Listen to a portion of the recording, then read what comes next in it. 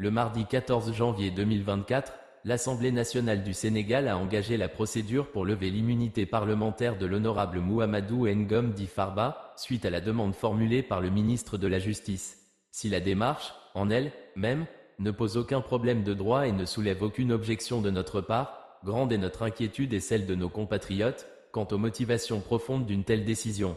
En s'attaquant aussi brutalement aux députés de la coalition Taku Wallu Sénégal et membres éminents de l'Alliance pour la République, le pouvoir confirme sa nature dictatoriale et témoigne de la totale mainmise du Premier ministre sur toutes les institutions de la République.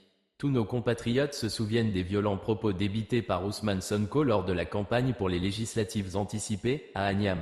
Après avoir offensé notre camarade Farba Ngom, Ousmane Sonko avait solennellement déclaré que, jamais plus, ce dernier, ne participera à une élection au Sénégal. Cette grossière et burlesque attaque ayant été sanctionnée par une humiliante défaite, Ousmane Sonko engage la bataille de la revanche dont la finalité n'est rien d'autre qu'un emprisonnement de Farba Ngom. Certainement, avec cette grave forfaiture politique et morale, Ousmane entend conquérir une zone qui lui est hostile, en dépit des agitations d'une poignée de traîtres qui ont transhumé, mais honni et vomi des populations. La célérité avec laquelle l'Assemblée nationale a réagi à la requête du ministre de la Justice jette le trouble et un voile de suspicion sur les objectifs réels de la manœuvre politique. Le levier actionné par le pouvoir constitue sans doute une parfaite illustration des intentions malsaines, politiciennes, ciblées et revanchardes du pouvoir. Au-delà des graves cas dignes d'intérêt, comme les 1000 milliards, les scandales de l'Acer et de l'ONAS, les écarts et la boulimie foncière de plusieurs caciques de l'actuel régime, des mouvements suspects, voire occultes, de manipulation permanente de fonds dans un passé récent, comme aujourd'hui encore, le Centif s'est intéressé à Farba Ngom. Il s'agit donc d'un acharnement clair et sans équivoque, suivant les injonctions et la volonté autocratique des Ousmane Sonko qui avait imposé, en toute illégalité, la non-présence de Farba Ngom dans le bureau de l'Assemblée nationale.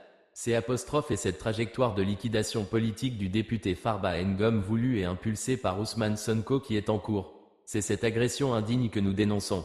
Face à l'épreuve, l'Alliance pour la République exprime son soutien total et sa solidarité agissante à l'honorable député Farba Ngom, un haut dirigeant de notre parti, un modèle d'engagement, de loyauté et de fidélité. Nous refusons que pour faire plaisir à un Premier ministre du nom d'Ousmane Sonko, soient piétinées les normes de l'état de droit et que soient ensevelies les valeurs et principes de la République.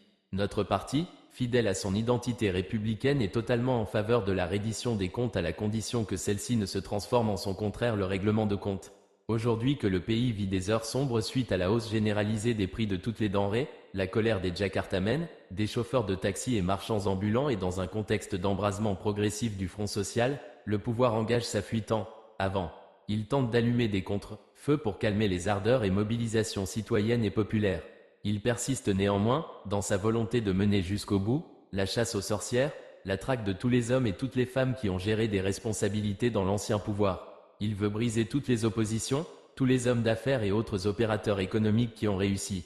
Sous le manteau fallacieux de la récupération des deniers publics volés, le pouvoir mène une inquisition qui vise à débusquer, exclure ou affaiblir tous les cadres et travailleurs estampillés pro-maquis. Ces haineux de première classe, comme les DG du port et de la CDC, impulsent, dans un délire halluciné, la dynamique et vocifère pour exiger que soit écrasé tout ce qui respire l'APR. Nous sommes aujourd'hui à un tournant décisif de notre histoire. Face à ce pouvoir structuré autour de la justice des vainqueurs et de la manipulation, la seule voie de salut qui s'offre à toutes les forces citoyennes, républicaines et démocratiques, est la résistance. Pour l'Alliance pour la République, la seule perspective qui s'impose demeure l'unité politique et organisée de toutes les forces regroupées dans ATEL et dont la coalition Taku Wallu Sénégal qui s'est remarquablement démarquée de l'opération de mise à mort du député Farba Ngom, est la digne représentante à l'Assemblée nationale. S'opposer au pouvoir et se mobiliser dans une sincère unité, pour le vaincre, telles sont les conditions garantes d'un Sénégal de paix et en paix, résolument engagé sur la voie de la satisfaction des préoccupations de nos compatriotes. Fait à Dakar, le 15 janvier 2025. Le secrétariat exécutif national.